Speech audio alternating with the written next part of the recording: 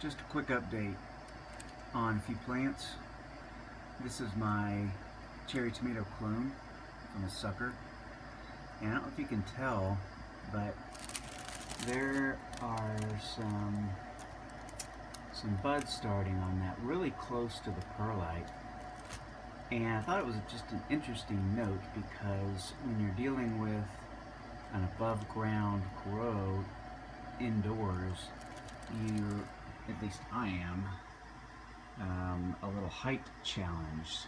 I only have about 8 feet that I'm growing here with. So I think in the future all of my tomatoes will be clones because I can start fruit a lot lower on the plant, and that's a pretty big advantage. But the mini Dutch bucket system is working really well. I really like this setup just because it's really easy to test the water. There's not much water in there or nutrient blend. It's only about 1.5 gallons. So it's super easy for me just to switch that bucket out if something's going crazy. And I really like the Dutch bucket idea because when you change nutrient blend, the nutrient mix, it sort of gradually makes its way to the plant versus all at once with the deep water culture. And that might have been what shocked these plants when I went to the mid-growth over here. More on them in a second. Cucumbers are coming along. Nice big green leaves. They seem to be liking this environment. I may change one of those over to a mini Dutch bucket just to sort of test it out. The other thing I wanted to note is that I have a few different lights that I'm testing. This one right here is a Galaxy Hydro. I wanted to get a couple more that had red, a little bit more red focus to them to see if perhaps that worked better during the flowering stage. And then this sucker right here is a Mars Hydro. It's pretty big, but it's not that bright. It's not on right now.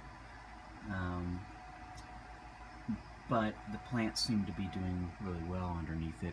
They're not, I would say they're not growing as much. I think that's maybe because of the red light focus. There's actually 2 buttons on this one for grow and one for flower. I've got them both on. I'm not sure.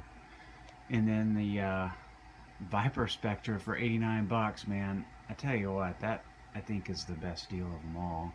The plants seem to really like it. But we'll see how it goes through the flowering stage under these 3 different scenarios. Really quick, over here, I'll tell you that my wife told me to name these plants. Suggested the name might help their livelihood. So she looked up some names from the Planet of Horrors. I can't remember the name of that show. Anyway, the one on the left is Seymour. Poor Seymour, man. Last night we were trying to save this plant, and I kind of think it's beyond saving. So, the roots were kind of brown, had some foamy stuff in there. We turned the air back on. That seemed to help. At least the smell of the water went away because it was pretty gross. And then we just took it out of the bucket. We rinsed the roots off, and we put it in some pH balanced water, dechlorinated it first with some air for about an hour. And it doesn't look that good, but some of the lower branches are starting to get stiff, which before they were just, and these upper ones are just super, super limp. So I think that's actually a pretty good sign. We'll see. It's still, I give it about a 10% shot of survival, but we'll see if this kind of clears it up and helps it to recover, and then I'll put some more nutrient blend in it. Audrey 1 and Audrey 2 over here are doing really well. I've been able to sort of stabilize them, and they are coming alive. Had some good flowering yesterday.